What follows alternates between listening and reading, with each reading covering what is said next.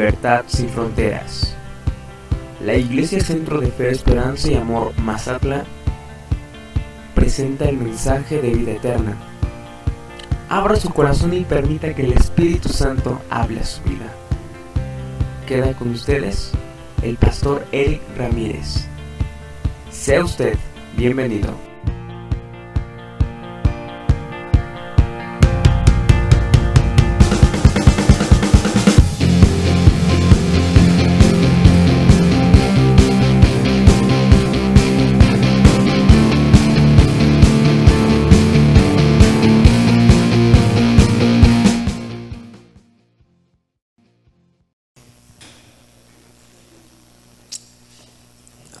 Aleluya. ¿Cómo han estado ahí, mi iglesia? ¿Bien? ¿Cómo se han portado? ¿Cómo se han portado? Más le vale, más le vale. Me da gusto poder estar esta tarde con ustedes, hermanos,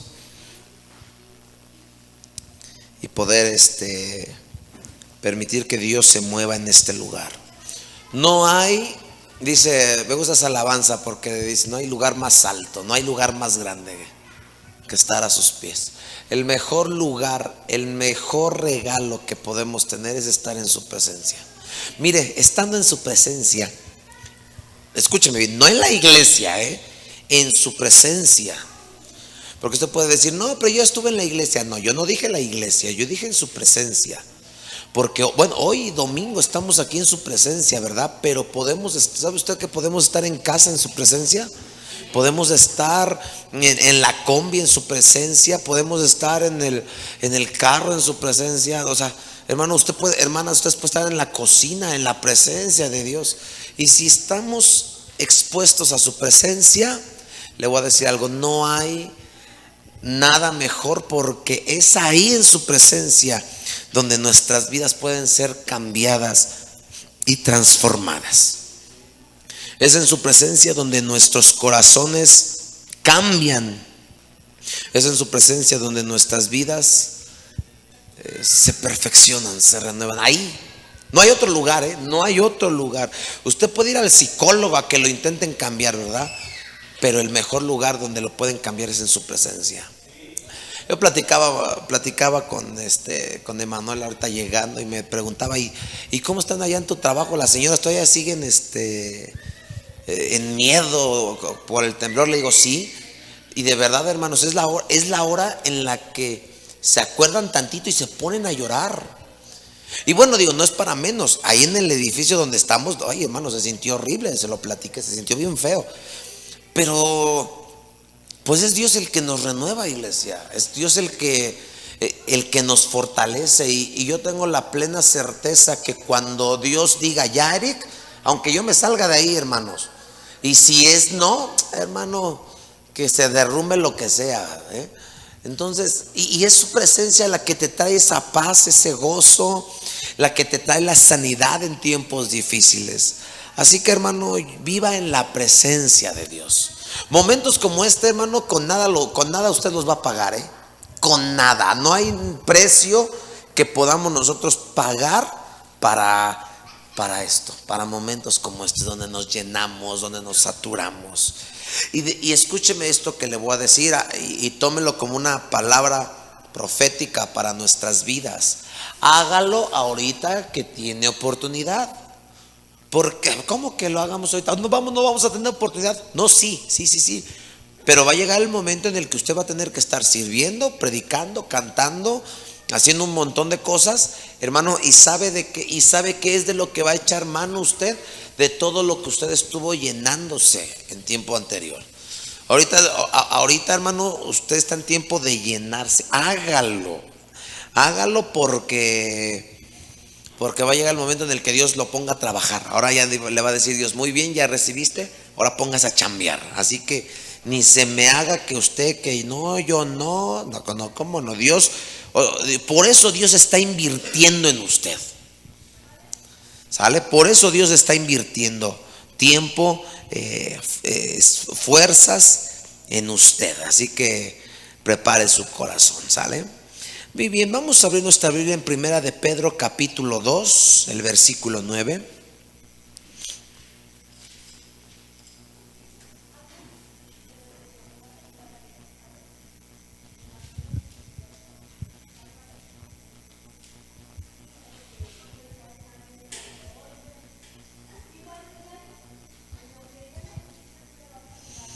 Primera de Pedro capítulo 2. Y vamos hasta el versículo número 9, por favor.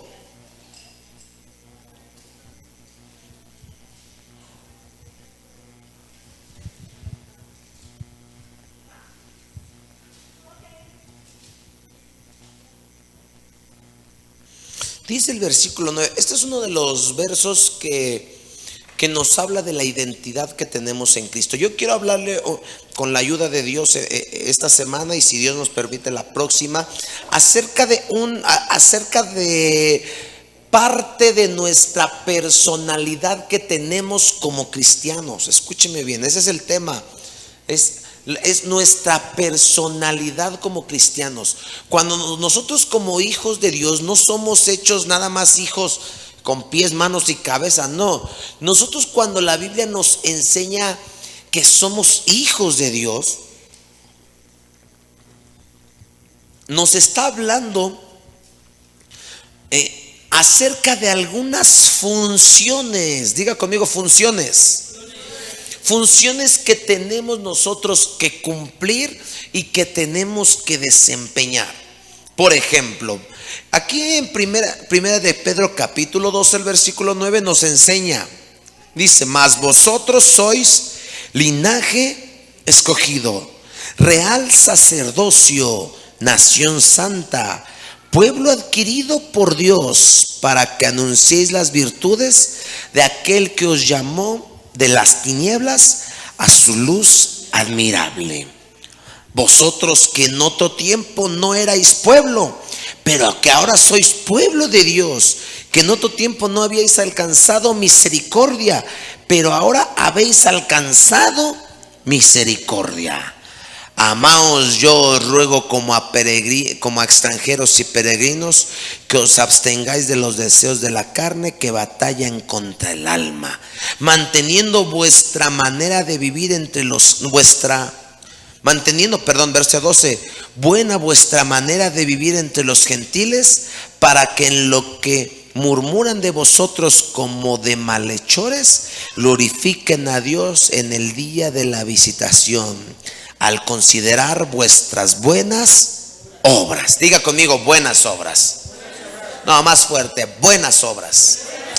Oiga, aquí quiero que hablemos un poquito. Vamos a hablar de la personalidad que tenemos.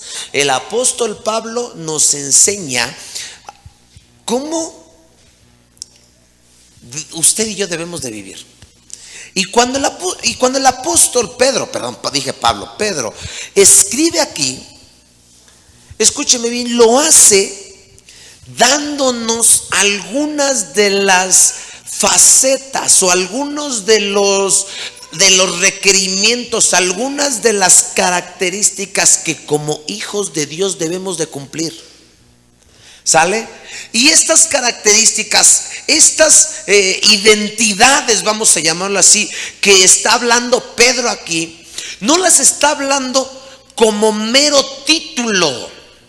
O sea, una de las funciones que como cristianos tienes no es solamente que Natanael, por ejemplo, tenga el título, dice ahí, de real sacerdocio, y que él ande y dice: no, mira, yo soy un real sacerdote. No, yo soy lo super máximo. No lo está haciendo con el afán de darnos un título. Cuando la Biblia nos habla de nuestra personalidad, de lo que tú eres en el reino, nunca lo hace con el afán de darte un título. Por ejemplo, la Biblia nos enseña que nosotros somos la sal de la tierra. ¿Sí se acuerda de esa parte cuando Jesús está hablando? Dice: tú eres la sal de la tierra, vosotros sois la luz del mundo. Pero no porque en ti veamos un granote de sal. No. Ni porque seas un foco que da luz, que ya vi que ya se fundió uno, no les damos abasto a estos focos. Escúcheme bien, está hablando de una función que debes de cumplir. O sea, el carro, un vehículo, no es carro nada más porque a alguien se le ocurrió. Un vehículo es un vehículo, ¿por qué? Porque cumple la función de un vehículo. ¿Sale? Un balón de pelota no es balón solamente porque es redondo. Ay, mira, no, es que yo estoy redondo y manchadito. No, sí es un balón, pero es un balón porque lo podemos patear, porque cumple una función. No sé si me estoy dando a entender. ¿Sí me entienden, hermanos? No es solamente el título. Cuando la Biblia me enseña, escúchenme jóvenes, escúchenme hermanos, que somos hijos de Dios, no solamente es por un título. No solamente es porque tengamos aquí grabado hijo de Dios, es porque tenemos una función, que es la de comportarnos como hijos de Dios. Y hablar, por ejemplo, de comportarse como hijos de Dios, nos habla de comportarnos a la altura de lo que somos. ¿Sale? Y vamos a ir desglosando un poquito. Por ejemplo, Pedro aquí nos enseña, gracias amor, Pedro aquí nos enseña lo siguiente: mas vosotros, diga conmigo, yo. Quite la palabra vosotros y ponga por favor su nombre. ¿Ya lo puso? Ok, ahora léalo con su nombre. Mas Eric soy. Dígalo, obviamente usted diga su nombre y empieza, agárrese, porque mire, yo cuando leo estos versos, hermano, qué bueno que ustedes no lo hacen así, porque si no ya los hubiera regañado. Hermano, hay quienes brincan de emoción. ¡Ah, sí, somos! A ver, no, espérate, no. Sí es de emocionarse, pero antes de emocionarte y antes de que esto sea una emoción o una euforia en nosotros, tenemos que comprender lo que vamos a leer. Por ejemplo, dice: vosotros sois linaje escogido. Empieza con la primera característica que el apóstol Pedro nos enseña, y dice: en ti hay un linaje escogido, real sacerdocio, nación santa. Estas tres cosas, hermanos, yo quiero que denotemos algo en la lectura. Estas tres cosas el apóstol las pone, vamos a decir, voy a usar este término, exagerándolas, agregando a la función una palabra que complementa el llamado. Por ejemplo, él pudo haber escogido: tú eres del linaje. Pero ¿por qué puso la palabra escogido, linaje escogido? ¿Sabe por qué? Porque estaba haciendo estaba colocando con esta palabra lo especial, lo valioso. Estaba colocando una característica, ¿sabe qué? Sobre ese llamado, sobre esa característica que tienes. O sea, no solamente llegas a ser linaje en el reino de Dios, no solamente llegas a ser parte del montón de todos los hijos de Dios. No. Eres escogido. Y para poner este ejemplo de escogido, le voy a poner quiero usar un ejemplo un poquito raro, ¿verdad? A ver si no lo oye. ¿Usted ha ido a comprar verdura? Y yo no sé usted, pero mi esposa, si no la dejan escoger dónde va a comprar, no compra. ¿Por qué? Porque sabemos que enfrente te ponen los bonitos, pero te dan los de atrás que tienen todos mayugados. ¿Sí o no? Ay, tú llegas y ves unas manzanas bonitas y dices: deme 1 kilo, y te las dan por atrás y te sacan unas todas feas. No.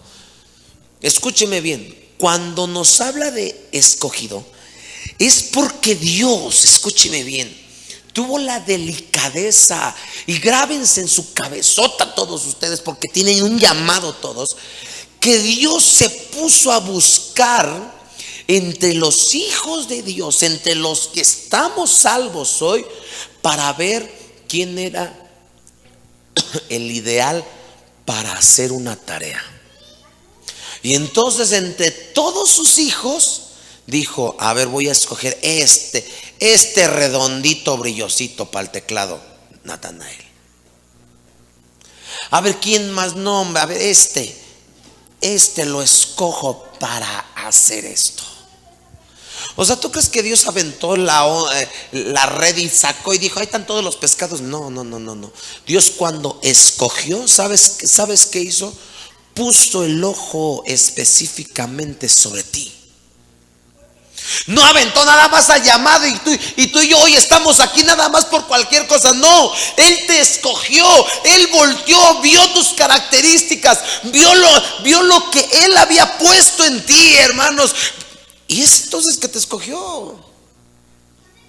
Para que tú no digas, yo no sé si sea llamado. Eres llamado, hermano. Pero esta es una de las características, que somos linaje escogido. Y yo hoy, con la ayuda de Dios, yo quiero enfocarme en la segunda: real sacerdocio. Nuevamente, Pedro pudo haber dicho, ustedes son sacerdotes, ¿sí o no?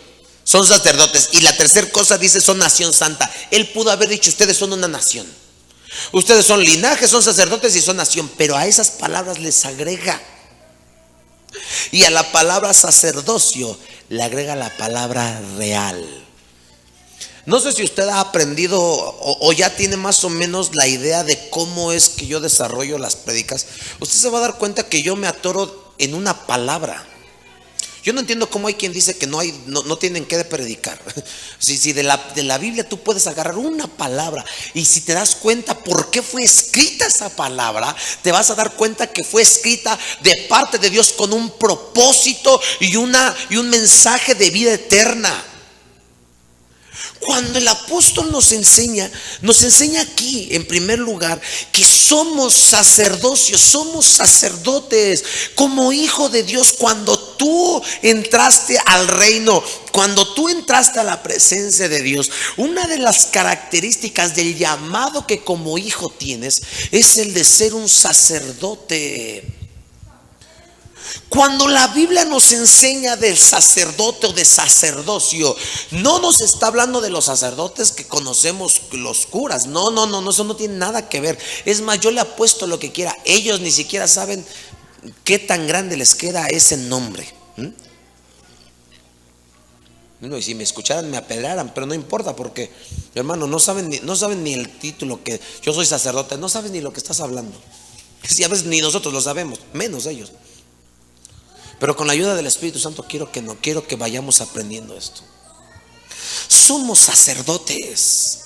¿Por qué? Por título. No es para un título. Grave es eso. ¿Sabe qué pasa cuando la gente se apodera de un título? ¿Sabe qué es lo que hace? Se le sube el orgullo. Y entonces, por ejemplo, le voy a dar un ejemplo mío. Yo soy pastor, yo soy su pastor. ¿Por qué? Por título, para que, ay, no, ya llegó el pastor. No. Dios me dio ese llamado por una función que desempeño. Mi función en este momento es poder guiarles, es poder enseñarles. La Biblia me enseña, y lo hacíamos, y el pastor nos jalaba las orejas todavía un poquito por ahí, por eso, y nos enseña, y la Biblia nos enseña a doblarnos por las ovejas, a orar, a interceder.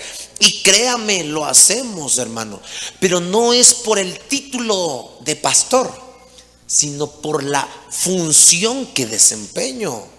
¿Sí me capta? ¿Sí o no? Si se atora por ahí, hermano, anote sus dudas y ahorita las vemos, ¿eh?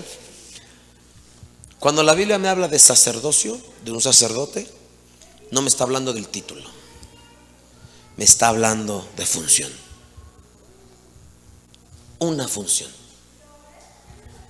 Y aquí es importante que, para que entendamos este punto de sacerdocio, del sacerdote, retomemos y volteemos a la historia de dónde salieron los sacerdotes, o qué canijos es un sacerdote, para que podamos entender y llevar a cabo nosotros ese trabajo el día de hoy.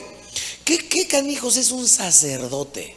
Fíjese bien, el sacerdote, la palabra sacerdote es aquí en Pedro, es una palabra que está escrita en griego.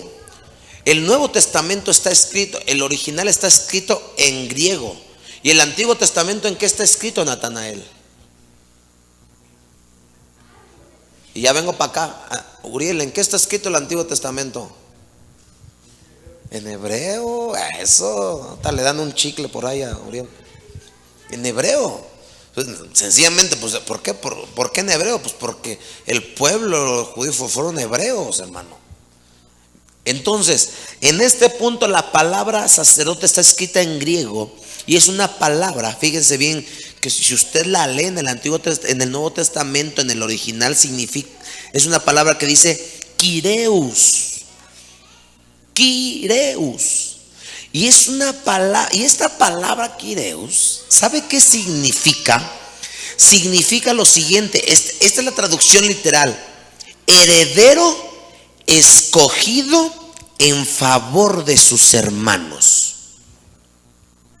Eso es lo que significa, y eso sí, anótelo, por favor, porque para que usted tenga datos buenos en la Biblia.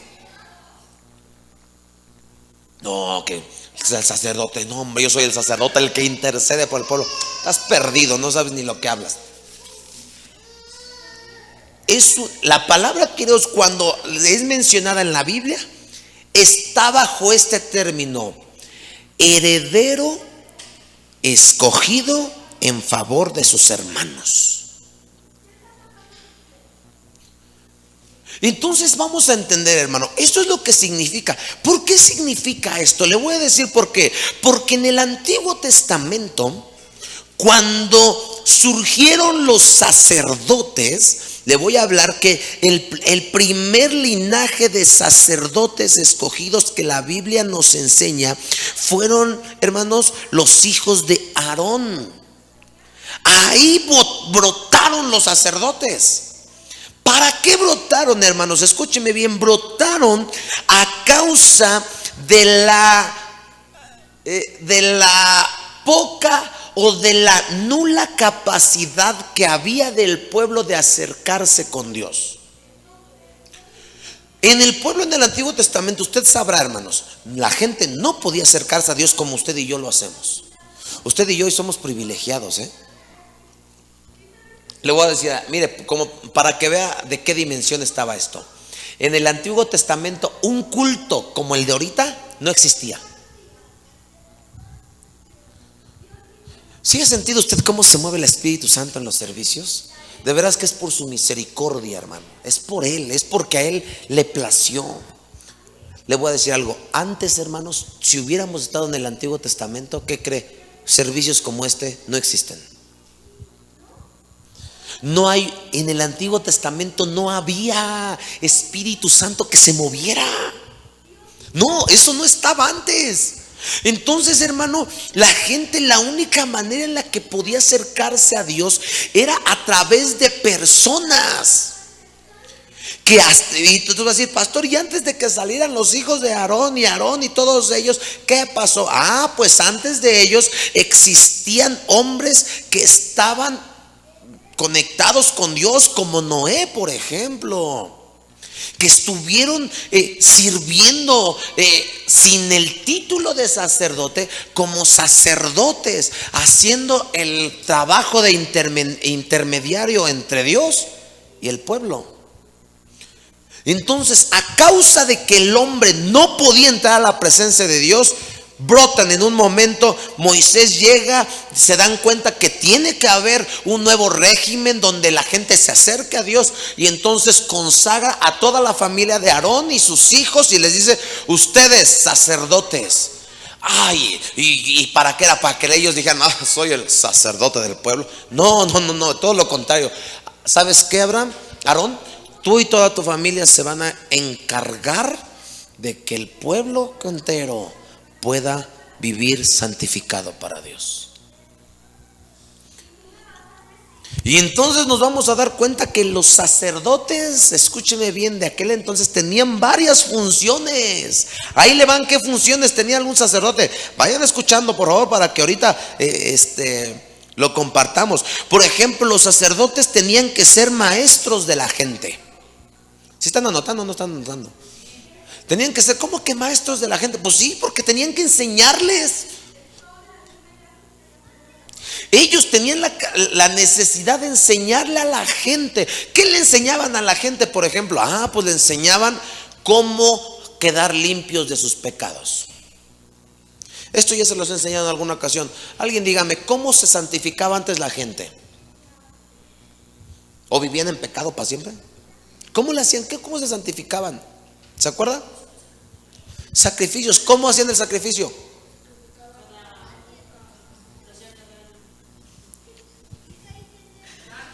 Es que nada más soy yo el... ¿Cómo hacían con el cordero? ¿Lo qué? Lo dividían en 4 partes. ¿Quién da más? ¿Quién da menos? O sea, mataban una chiva. ¿Sí o no? Yo no lo digo, lo dice la Biblia, ¿sí o no? A ver, no, les voy a centrar un poquito las ideas. Se lo he dicho en alguna ocasión, escúcheme bien. La familia se acercaba, el sacerdote, hermanos, ahora nos digo, mire, la gente no se dan ni idea de lo que es un sacerdote. ¿Sabe cómo estaban los sacerdotes en aquel tiempo? ¿Se imagina cuántas familias había?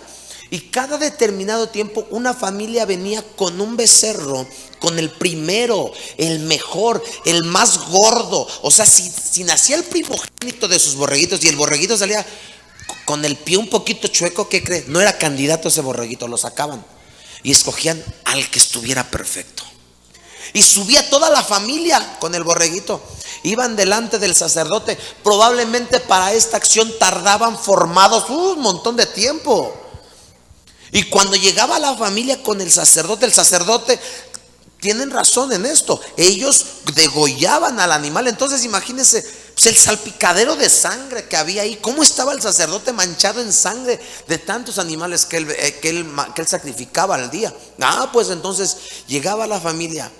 Escúcheme bien, todos ponían sus manos sobre el animal. Y cuando ponían sus manos sobre el animal, tenían que confesar los pecados que querían que fueran perdonados. ¿Se imagina qué bochornos se llevaban ahí?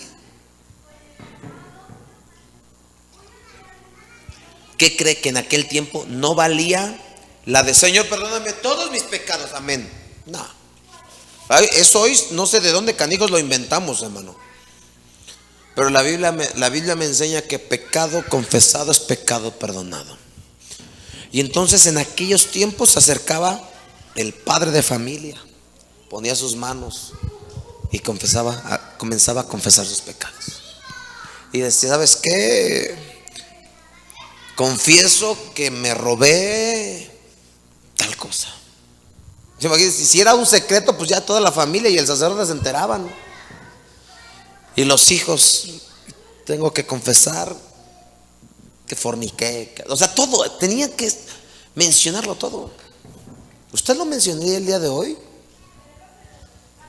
¿Sabe que es bíblico mencionarlo? Es más, nos enseñan a la Biblia en el Nuevo Testamento: confesaos los unos a los otros.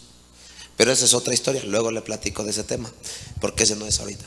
Entonces la gente llegaba, daba. Ese era un acto en el que los pecados que tú estabas mencionando se los pasabas al animal. Y cuando el sacerdote preguntaba, ¿ya lo cargaron? ¿No tiene nadie que confesar nada ya? En ese momento tomaba el sacerdote la daga, el puñal, el machete, degollaba al animal y la sangre la vertía. En ese momento los pecados que habían confesado quedaban limpios. Para eso estaba el sacerdote. Para eso. El sacerdote entonces enseñaba a los gentiles este tipo de cosas. Les enseñaba. El sacerdote en aquel tiempo también era juez. ¿Por qué? Porque imagínense alguna incógnita que había ahí acerca de algún pecado. Oye, a ver, lo que hice, ¿es pecado o no es pecado? No sé si les ha pasado a ustedes que se preguntan si pecaron o no pecaron. Bueno, pues nada más me tomé una, ¿es pecado o no es pecado? Y ahí están las incógnitas. Pues ¿qué cree que a los sacerdotes les tocaba esa tarea? Vaya y explique si es o no. Ay, qué lata, y luego qué lata es eso, ¿verdad? Y ahorita le voy a explicar. Tenían que ser jueces, tenían que intermediar. ¿Sabe que también eran médicos? ¿Por qué médicos? Porque el Señor Jesús, cuando llegaron los leprosos, hermano, en aquella ocasión les dijo: vayan y preséntense delante del sacerdote. ¿Por qué lo dijo? Porque el sacerdote en aquel tiempo era el que tenía la capacidad de diagnosticar a una persona si tenía lepra o no. Venía el sacerdote, venían delante del sacerdote y el sacerdote veía esa manchita blanca y decía: leproso, vámonos, sáquese de aquí. Eran médicos también ellos. Eran predicadores también. ¿Por qué? Porque enseñaban. Escúcheme bien. Y la más grande responsabilidad que tenían los sacerdotes era la de santificadores. Ellos santificaban al pueblo para que el pueblo pudiera ser perdonado. Qué impresionante es esto. O sea, ¿se dan cuenta que el título era lo menos que ellos querían? El título era lo que menos ellos querían. Los sacerdotes, le voy a decir algo, dice que veíamos en algunas de las características, enseñaban. ¿Usted cree que los sacerdotes enseñaban a adorar al pueblo? ¿Sí lo enseñaban o no lo enseñaban? Claro que sí. Y los sacerdotes, en estas tareas que ellos tenían, déjeme decirle algo, ellos tenían que ser los primeros que la hacían. Tanto que los hijos de Aarón y Aarón mismo, ¿qué cree? No se separaban. Y les voy a dejar de tarea, hay que lo investiguen dónde. No se separaban día y noche de ofrecer sacrificio, holocausto, ofrenda grata a Dios. Llegó un punto en el que el sacerdocio de Aarón se rolaban por tiempos. Fíjese esto, se rolaban. Y entonces hoy le tocaba a Natanael: sale, vete Natanael, en la presencia de Dios, métete al tabernáculo y estate ofreciendo sacrificio, estate ofreciendo incienso, olor fragante. En aquel tiempo era así. El humo, hermanos, no podía dejar de subir. Entonces era algo, ese humo que subía era a causa del sacrificio quemado, y ese humo que subía hasta el cielo, ese era el olor fragante que ellos se daban cuenta que estaban ofreciendo. Entonces llegó el momento en el que los sacerdotes no podían parar esa actividad. Y entonces se rolaban las primeras 8 horas Natanael, las siguientes 8 horas Uriel, las siguientes otras 8 Alex. Y así se iban progresivamente. ¿Hasta cuándo? Hasta que Dios los llamó y terminó todo eso. Pero ellos no podían dejar de ofrecer. ¿Se imagina el sacrificio que estos hombres, que los hijos de Aarón tenían? O sea, ellos no podían salirse a cotorrear como los demás del pueblo. Yo imagino al padre de familia, a Aarón, ver a sus hijos metidos en la obra de Dios, y a todos los demás del pueblo en la pachanga y en todo lo que había. Pero ellos eran los que ofrecían sacrificio delante de Dios. No, mi hermano. A esto que hablamos ahorita, aplíquenlo el día de hoy, cuando nos dice: somos real sacerdocio. ¿Cómo que real sacerdocio? Bueno, en primera somos sacerdotes, ya nos dimos cuenta un poquito de qué es lo que vamos a hacer. Y si usted ya pintó un poquito el tema, se va a dar cuenta casi lo que le voy a decir ahorita. Hermano, porque esas funciones de sacerdote, ¿sabe que usted y yo son de las cosas que tenemos que aplicar y hacer hoy en nuestras vidas? O sea, no nada más eres real sacerdote porque, ay, qué bonito estás. No, es porque algunas de las actividades, hermano, es porque esas cosas que hacían en el Antiguo Testamento, usted y yo debemos de practicarlas el día de hoy. Así, pastor, ¿tú vamos a matar? No, porque ya vino un cordero por el cual pagó por todos nosotros. Eso ya es indudable.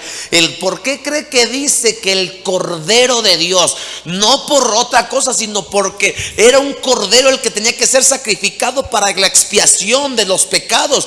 ¿Cuál fue nuestro mayor cordero, el mayor sacrificio? El Hijo de Dios. el que no había pecado, el que no había fallado, el que nunca había cometido un solo error. Él fue el cordero que pagó por mis errores, por tus errores. Entonces ahora el real sacerdocio utiliza aquí la palabra real, refiriéndose a la altura, a la calidad con la que hoy tú eres sacerdote. Y hablaba de real porque se refería a la realeza, porque se refería, escúcheme bien, a los sacerdotes que tenían los reyes y los emperadores. Hermano, en aquellos tiempos existía un sacerdote para el pueblo, pero el rey, el emperador traía a su sacerdocio real, al sacerdocio que estaba detrás de él, enseñándole, guiándole.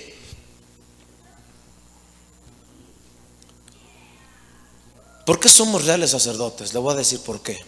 Porque tenemos nosotros en nuestras manos la responsabilidad de permitir que la gente se acerque a buscar a Dios. ¿Por qué real? Porque Dios por todos en esta tierra murió.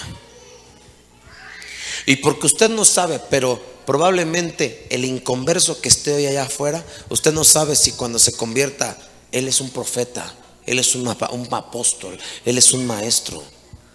Por eso no debemos de callar nuestra boca, porque usted no sabe si al niño que le está predicando es el próximo hombre que Dios va a levantar para un avivamiento.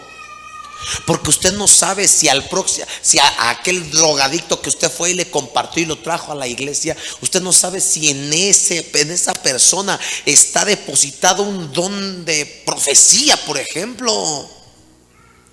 Porque la Biblia nos enseña que somos monedas perdidas, no devaluadas ni rotas. Monedas perdidas. Una moneda de 10 pesos ¿vale lo mismo en mi bolsillo o vale lo mismo perdida ahí en el pasto? ¿Sí o no? ¿Cuál es la diferencia? Que la encuentres y la uses. Usted no sabe si hay hermanos en el mundo, dones, talentos tremendos ahí apagados, esperando a que alguien vaya y les comparta del evangelio.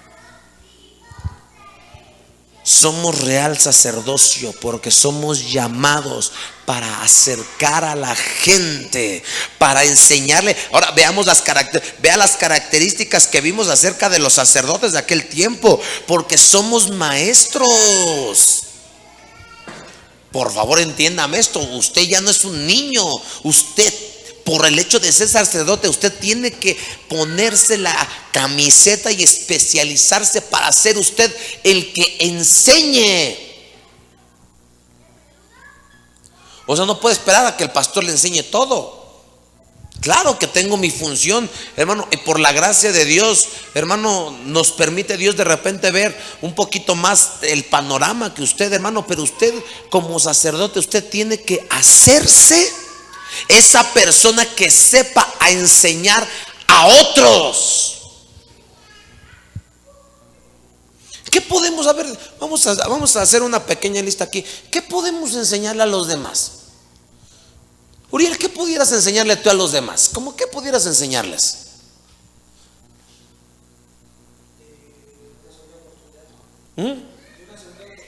¿Les puedes enseñar que se acerquen al reino de Dios? ¿Y qué otra cosa podemos enseñarle a los demás? Obediencia. A ver, obedece. ¿Qué? A ver, santifícate. Mire, hermano, la mejor enseñanza que puede existir en una vida es tu ejemplo. A mí usted me creería, hermano, si yo le dijera que este café, hermanos, es adelgazador. No, hermano, mire, tomes este diario. Yo lo llevo tomando 10 años con esta adelgaza. Usted va a decir, ay, pastor, ¿quién le va a creer? Es lo mismo, hermano. Escúcheme bien, ¿por qué los sacerdotes de aquel tiempo podían enseñarle a la gente, por ejemplo, de ir a la presencia de Dios? ¿Por qué podían hacerlo? Porque ellos vivían ahí. ¿Por qué nosotros hoy podemos enseñarle a la gente que se santifique, por ejemplo? ¿Por qué? Porque yo supongo que tú estás santificado. ¿Por qué le podemos enseñar a la gente que obedezca? ¿Por qué? Porque yo primero obedezco. ¿Qué otra cosa podemos enseñar? Hay un montón, hermano. A ver, haga memoria. Usted puede enseñar a perdonar. Pero si tú vas y te dicen, es que no sé, y tú en lugar de decirle perdona, tú le dices, no, ya no le hables. O tú le dices perdona, pero se dan cuenta que tú estás del chongo con otra. ¿Qué ejemplo?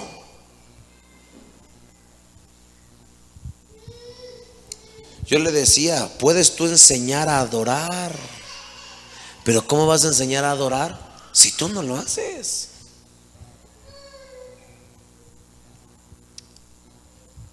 Yo estoy peleado con un término que se usa hoy, que los músicos son los levitas. Y no, eso no es cierto. No, ahora sí, que alguien me fundamente donde dice la Biblia que los músicos son los levitas. Los levitas son otro rollo los levitas, Los levitas eran parte del sacerdocio. Entiéndame esto para empezar. Eran parte del sacerdocio. Ahora, los levitas tenían una función que iba más allá de tocar un instrumento. Los levitas, ¿sabe qué era lo que hacían? Eran los que armaban y desarmaban el tabernáculo de reunión. Los que estaban todo el tiempo ahí. O sea, aquel que estaba sirviendo. O sea, ¿puede haber levitas que no tocan? Claro que sí. Y puede haber quienes tocan y no sean ni levitas. Muchísimos, hermano. Vimos un montón ahora que andábamos por allá.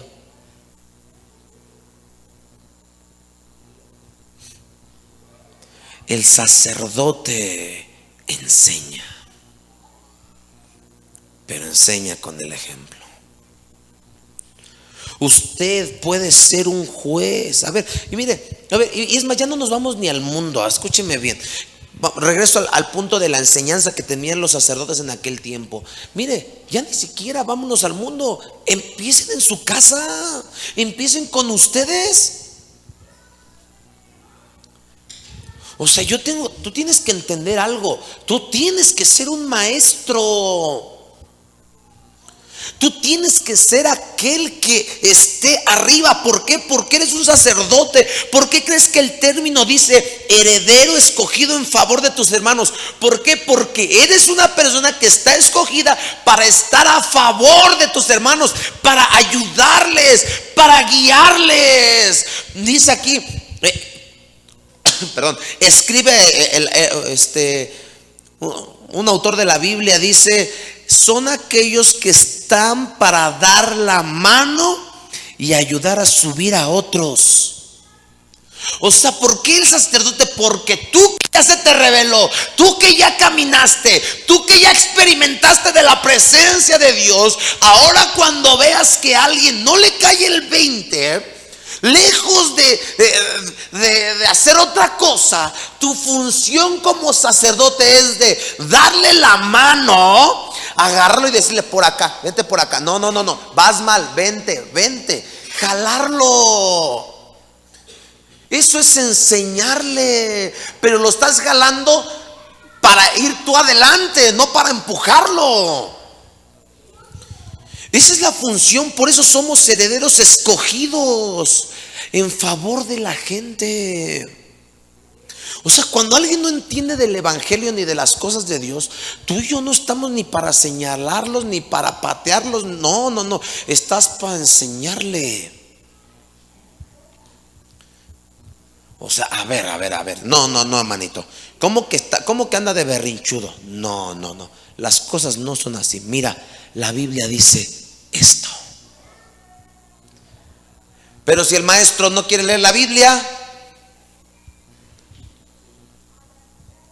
pero si el maestro no quiere orar, ¿se da cuenta? Pero si el maestro no quiere estudiar, ¿cómo va a ayudar? O sea, por ejemplo, mire, usted cuando ve a alguien que no está haciendo lo correcto, su función es tomarlo de la mano para guiarlo al camino del bien. Esa es la función de real sacerdocio.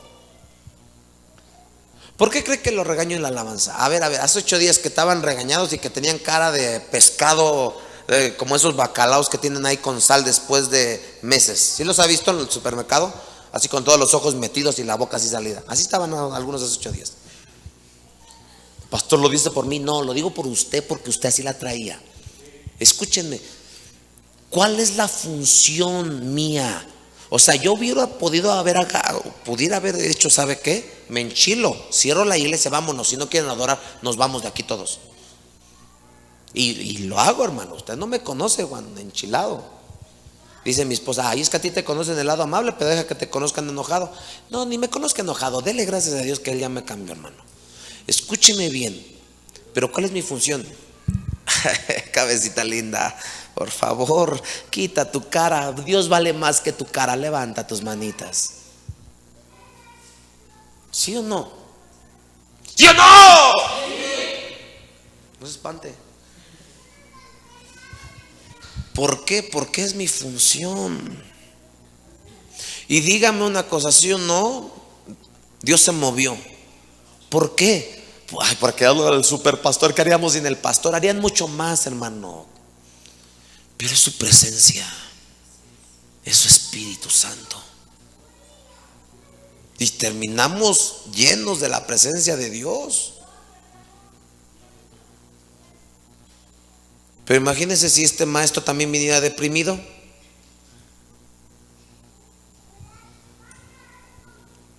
Les decía a los hermanos, nos pusieron unas cacahuatizas estos días.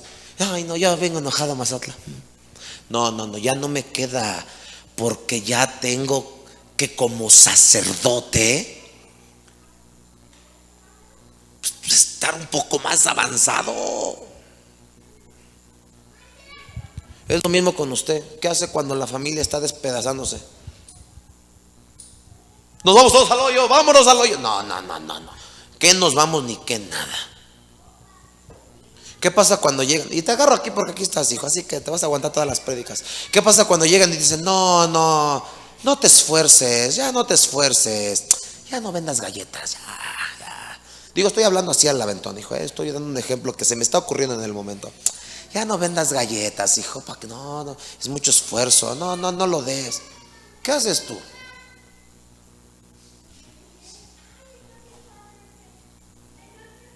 ¿De verdad qué haces? No, pues sí, cierto. No, a ver, tú entiende tu llamado. Eres sacerdote. Entiende tu función. Tú no puedes. Puede cualquiera del pueblo, menos tú. O sea, cualquiera del pueblo en aquel tiempo podía irse a la cancha de fútbol a jugar y a dormirse. ¿Lo que cree? Que los de Aarón no. ¿Por qué? Porque tenía que haber fuego. Gracias a eso, hoy usted y yo estamos aquí. Porque usted y yo a lo mejor no dimensionamos lo que hacemos en el momento, pero tenemos que entender que lo que hacemos hoy, hermanos, va a tener eco en la eternidad. Va a tener eco en nuestras generaciones. Y entonces, ¿qué pasa cuando llegan y no, ya no hagas versos? Estás cansadito, no, ya son las 11, ya duérmete para que mañana estés bien fuerte. Ay, no, me dan unas ganas, hermano, como dice Pablo, de que salga el viejo hombre y decirle, mira, ubícate, tu lugar no es abajo, es arriba. Pero dele gracias a Dios que tenemos que ser maestros para enseñar. Alondra, ¿qué haces cuando ese tipo está deprimido? Ay, sí, no vamos a deprimirnos los dos. No, discúlpeme, pero no. Pero alguno de los dos tiene que saber que es maestro para decirle, a ver, Manuel, lo que le dijo.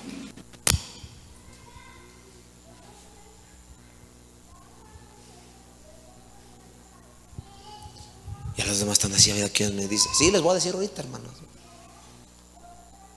Tiene usted que ser maestro, entiéndalo. A todos nos, mire, hermano, a mí no me espanta que se deprima usted un día, no me espanta de verdad. Hermano, hasta la gente que menos lo esperaba yo los he visto de repente deprimidos. Pasa, hermano, hasta yo de repente me deprimo. No está mal que se deprima, está mal que ahí se quede. Pero imagínese usted deprimido, llega otro deprimido y dos deprimidos. Hasta se unen. Ahí sí usan la fe para unirse. Ahí están, sí, cierto, manita, ay, abrázame, manita. Ay, Dios mío. O sea, ni uno de los dos le cayó el 20. Que tú ya eres un sacerdote que debe estar enseñando. Tú eres un sacerdote que debe de aprender a ser un juez. Diga conmigo, un juez.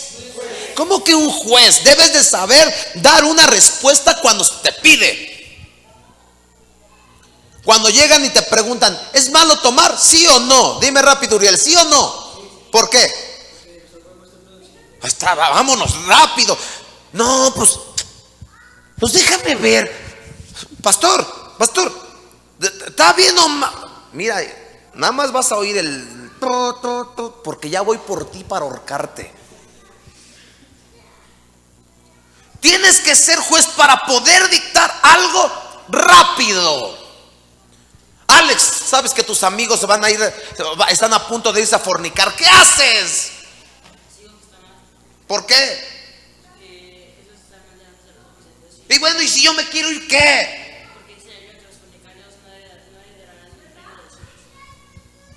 Si se defienden, si nada más tienen la carita, pero si son inteligentes. Escúchenme bien. Así tienen que aprender, nada más que se les revela a ustedes también. O sea, yo soy un maestro. No, ahí está. Yo te digo dónde rentan barato. Ay, Dios mío. Ay, no. De verdad, hermano, tienes que aprender a ser un juez. ¿Cómo sabes tú discernir entre el bien y el mal? Hermano, leyendo la bendita Biblia. Esa es tu función de sacerdote.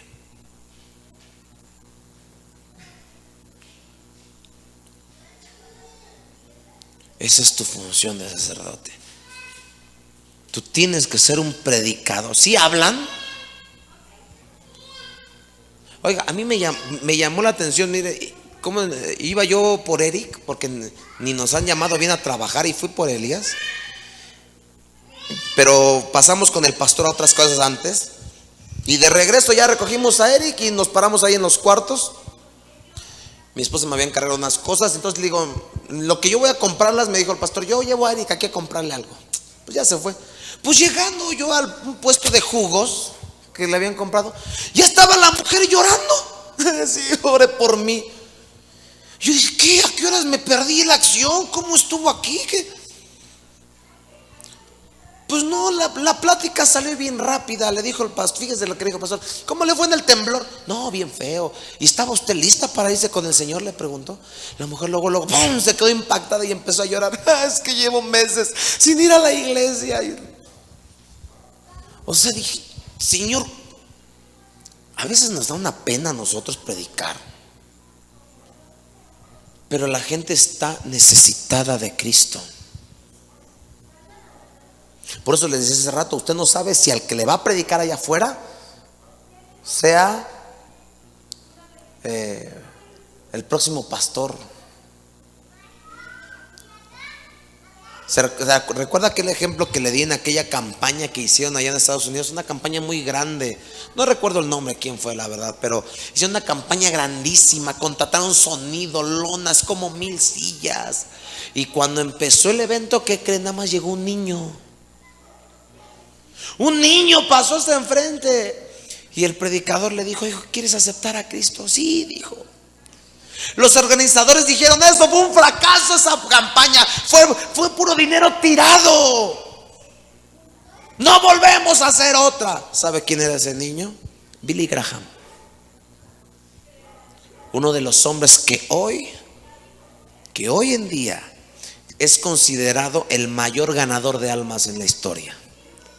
Ha ganado miles.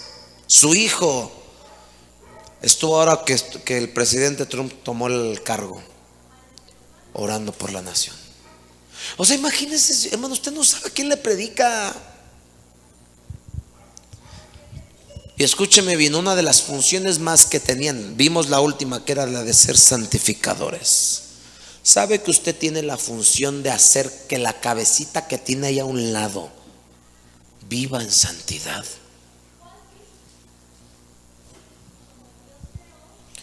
Con esto quiero matar la doctrina de la alcahuetitis que hay en las iglesias,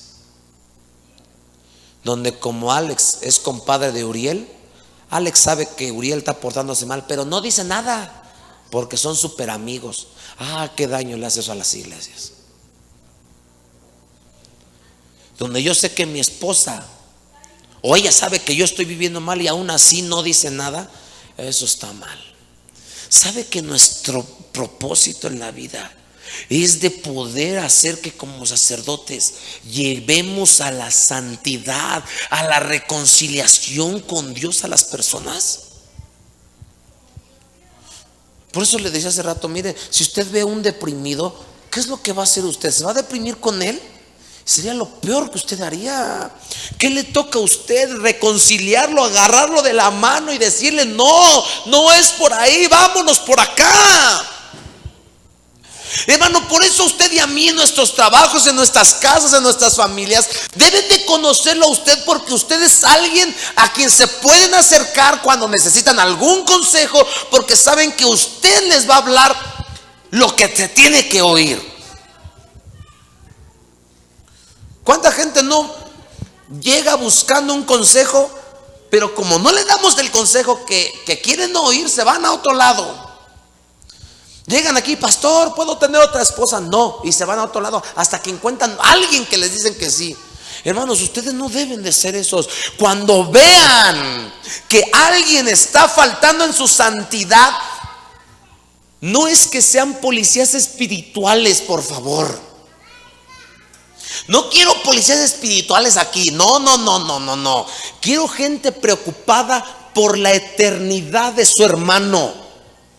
Porque si yo sé que Natanael anda de pecador, se lo voy a decir. No porque es que ya me está viendo el pastor aquí, que no.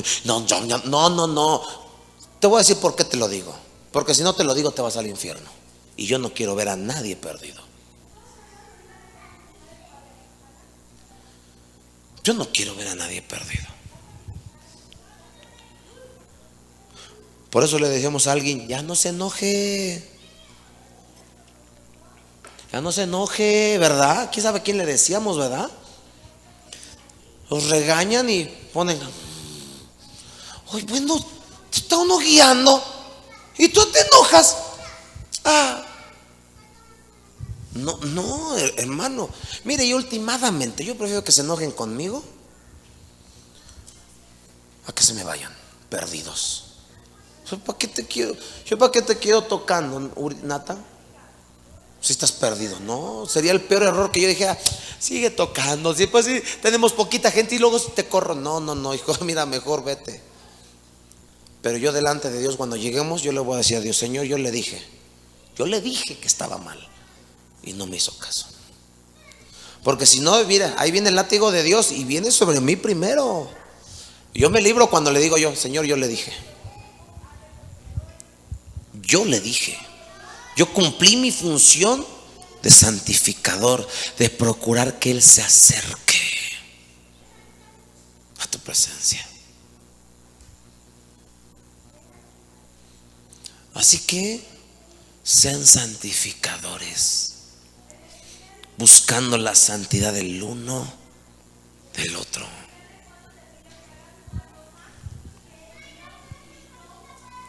Me ha pasado muchas veces que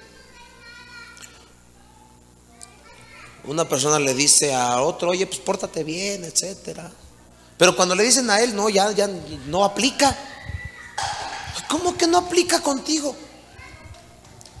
Hermano, Yo he usado, yo tengo una ley en mi vida. Tú puedes decirle lo que quieras a quien quiera, al que sea.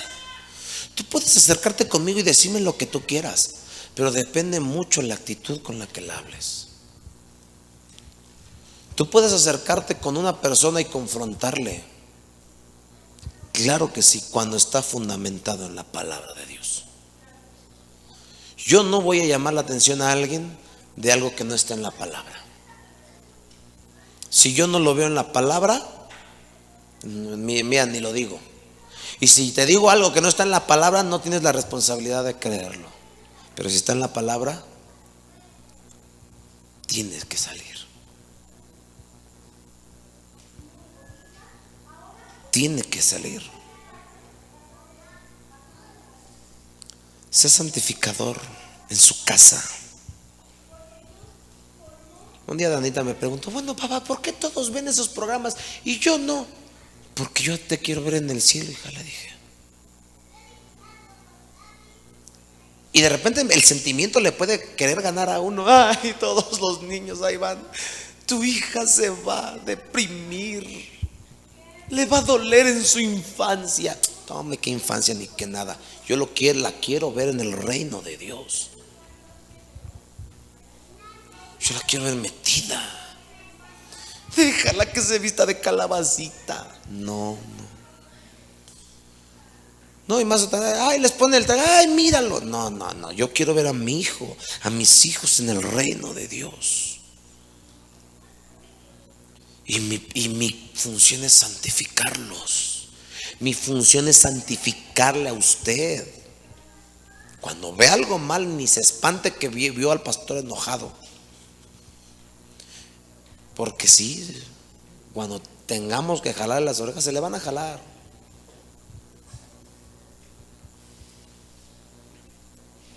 Somos real sacerdocio. Para eso somos. Para eso somos.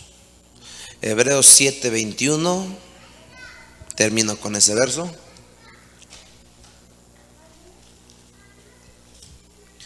Nomás para que se quede un poquito más con el llamado que usted tiene de sacerdote. Hebreos 7:21. ¿Ya lo tiene ahí? No, ahora a mí espérame, porque el que no lo tiene soy yo.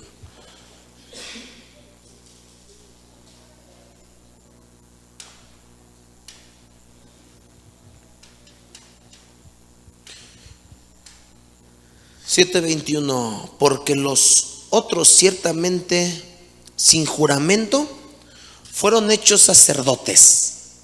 ¿Quiénes otros? Los del Antiguo Testamento, ¿sale? Pero ¿quién? Jesús. Con el juramento del que le dio. ¿Quién se lo dio? Dios. ¿Sí notó la diferencia de personas? Jesús y Dios. ¿Qué juró Dios? Dice ahí en la siguiente parte: juró el Señor. Y no sé qué. No se arrepentirá. ¿De qué no se va a arrepentir? Tú eres, ¿qué? ¿Para cuándo? Para siempre. Esta palabra fue dada específicamente a Jesús. Esta palabra fue dada específicamente a Jesús. A Jesús le fue dada esta palabra y le dijo: ¿sabes qué? Tú eres sacerdote para siempre. Y habla aquí, agrega una parte que quiero trabajar la próxima semana. Dice: según el orden de Melquisedec. Melquisedec es todo un tema enorme, pero después lo veremos. Escúcheme bien, el sacerdocio de Jesús. Hermano, Jesús no vino a esta tierra para ser un humano mortal simplemente por todos. Cuando Él realizó todas estas acciones, hermano, las realizó porque Él sabía que Él era esa persona encargada de agarrar de la mano a la gente del mundo y agarrar la mano de Dios y poder unirlas. bajo ese tema, bajo ese contexto, vamos a saber que Jesús vino a la tierra siendo sacerdote, pero no como los escribas y fariseos para que los alabaran, para que vieran qué grande nombre tenían, no, sino para cumplir una función, para cumplir un llamado, un propósito que tú y yo tenemos, regresando al tema, como hijos de Dios cuando hemos recibido a Cristo, como parte de nuestra identidad, de nuestra función. Así que a partir de hoy, cuando me vea alguien que está desarreglado en su corazón, ¿cuál es nuestra función? Tomarlo de la mano y acercarlo con Dios, enseñarle a la gente el camino de verdad, predicarles, hablarles con todo su corazón, hermano, enseñarles, ser juez bajo la palabra de Dios y decir, ¿sabe qué? Esto que está haciendo está mal, por esto y por esto. Cuando las cosas están mal en casa, están mal en el trabajo, ¿sabe qué nos toca a usted y a mí? Santificarlos. Hermano, cuando veamos que alguien está incorrecto, decirle, ¿sabes qué? Estás mal, te estás yendo al infierno. Hermano, no es malo que usted les predique así. ¿Sabes qué? Está incorrecto lo que estás haciendo.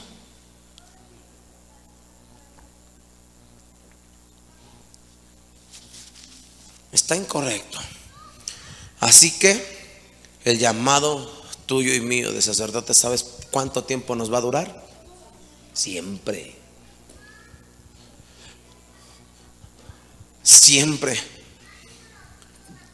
Con esto matamos la doctrina de que cada 8 días nada más alabamos a Dios. Yo espero que usted esté practicando en casa alabar a Dios.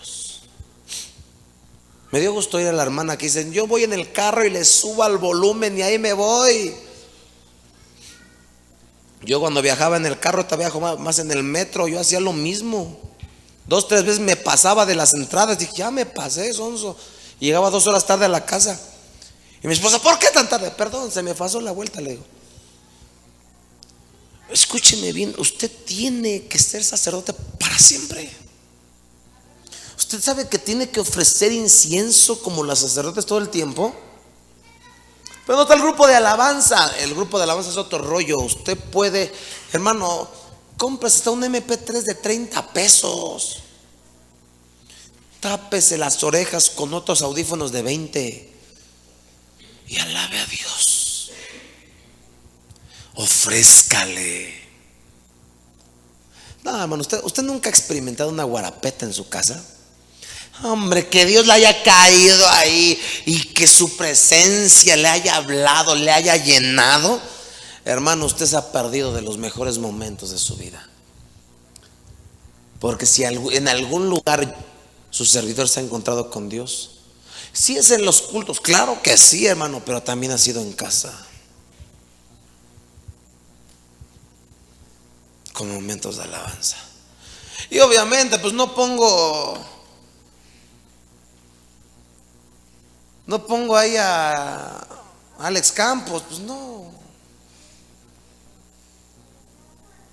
Pastor, no lo escucha. Pues busca algo de adoración que te conecte con el cielo. Porque estoy en contra, por ejemplo, de mucha música cristiana, porque te mueven el alma nada más. Busca algo que te conecte al cielo, que te prenda en el cielo, que te apasione, que te ayude a buscarlo a Él. Lo demás es carne.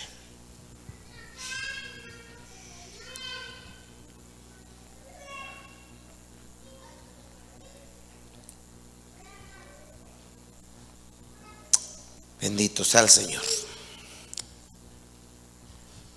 ¿Alguna duda? ¿Alguna pregunta?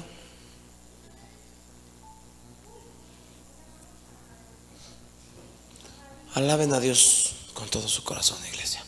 ¿Sale? Póngase de pie un segundo, por favor.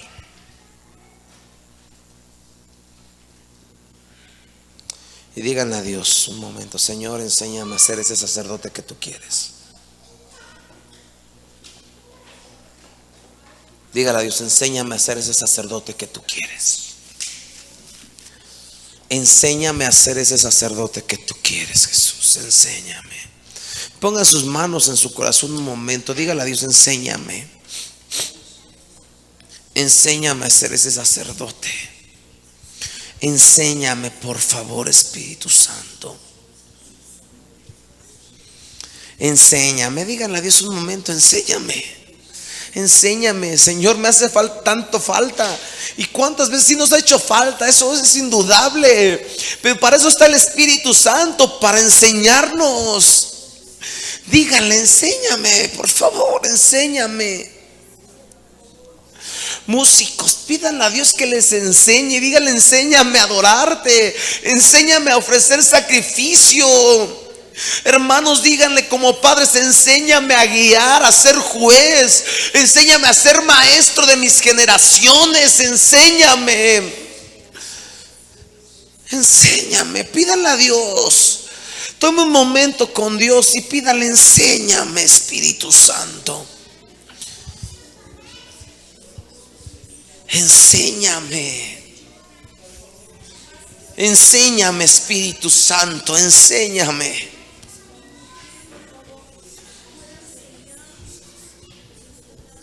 Enséñame.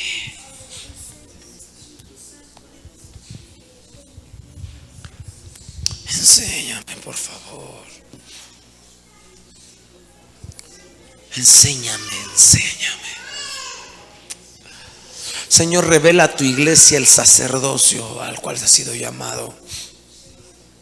Enséñanos, Dios. Enséñanos, Señor Jesús.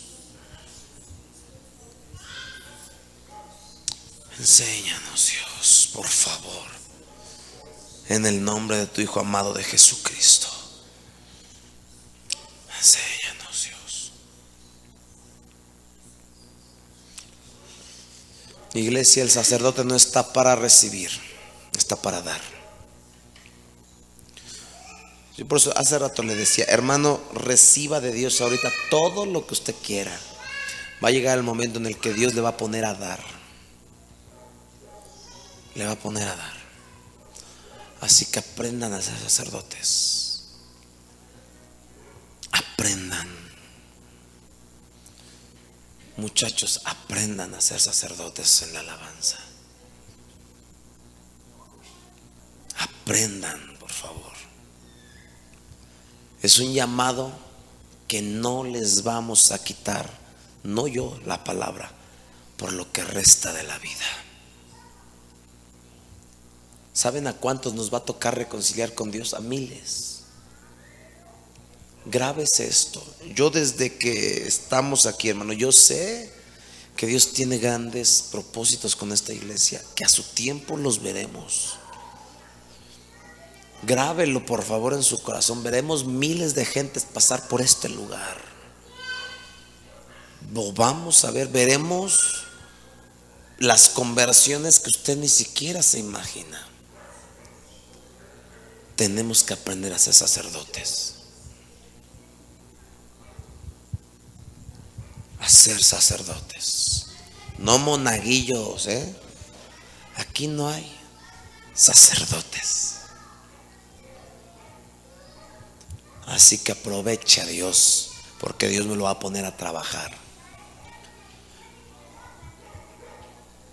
Y ya después usted verá y dirá, ay, y por aquello quería yo dejar la iglesia. Ay, y por aquello estaba yo ahí de berrinchudo. Se va a acordar, ya esta risa le va a dar. Digo, sí, usted le da risa, pero a mí en su tiempo me dieron dolores de cabeza. Aprenda por favor a ser sacerdote. ¿Sí? Dale un aplauso al Señor Jesús, por favor.